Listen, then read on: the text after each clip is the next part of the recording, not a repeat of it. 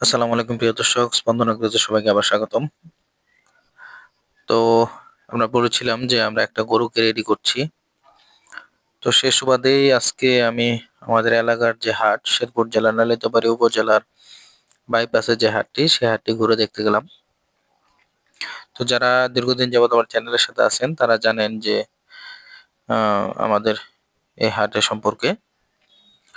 তো আসলে আমাদের এখানে প্রচুর বন্যা হচ্ছে। যারা আসলে জানেন যে আমাদের শেরপুর জেলায় নকলা, নালিতাবাড়ী, ঝিনাইগাতী অঞ্চলে এবং হালুয়াঘাট, নেত্রকোনা, ধোবাউড়া প্রচুর পরিমাণে বন্যা হচ্ছে। তো যেহেতু আমার গরুগুলো বিক্রি করতে হবে, তাই হাট ঘুরে দেখতে গেলাম যে হাটগুলো আসলে কি অবস্থায় আছে।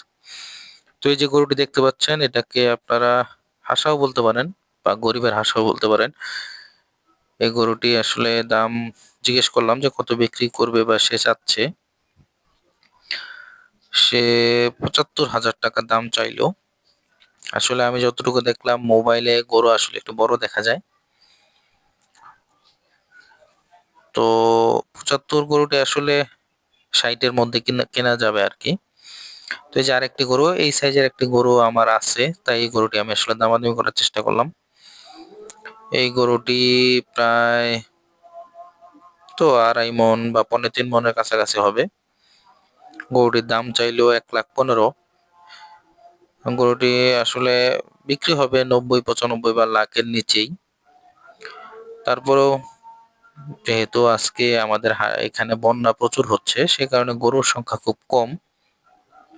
তার জন্য আজকে যারা পাইকার বা বিক্রি করতে আসছেন তারা দাম ছাড়তে চাচ্ছেন না। এই যে আরেকটা গরু দেখতে পাচ্ছেন, সম্পূর্ণ পিওর একটা দেশি গরু। এই গরুটিও ১,১৫,০০০ টাকা যাচ্ছে। এটাও ধরেন যে ৩.৫ মণের মতো মাংস আছে। আসলে মোবাইলে ভিডিওতে গরু একটু বড় দেখা যায়, কারণ 1x এ ভিডিও করলে সেটা একটু কাছে থেকে তুলতে হয়। দাম তারা চাচ্ছে, তারপরেও আপনি গরুটি আসলে যদি আমি ওইভাবে বলি, তাহলে যদি আমার জন্য হয় সেটা ৭০,০০০ থেকে ৭৫,০০০ টাকায় গরুটি কেনা যাবে আরকি। তো গরুর কালারটি চমৎকার। এই যে আরেকটি গরু দেখতে পাচ্ছেন, এই গরুটি আসলে একটা ক্রস জাতের গরু। আপনি এটাকে শাহিওয়াল ক্রসও বলতে পারেন। শাহিওয়ালের কিছু পার্সেন্টেজ আছে এবং গরুটির ফিউচার ভালো আরকি। গরুটি দেখে খুব ভালো লাগছে। গরুটির ফিউচার ভালো। গরুটিতে এখনই প্রায় আ ২-২.৫ মণের মতো মাংস আছে। আসলে আমার মাংসের আইডিয়াটা কম। তারপর গরুটি কোরবানির উদ্দেশ্যে পালন করলে চমৎকার একটা গরু হবে। কিন্তু গরুটির বয়স একটু কম। আচ্ছা, আল্লাহ হাফেজ। সবাই ভালো থাকবেন। আসসালামু আলাইকুম।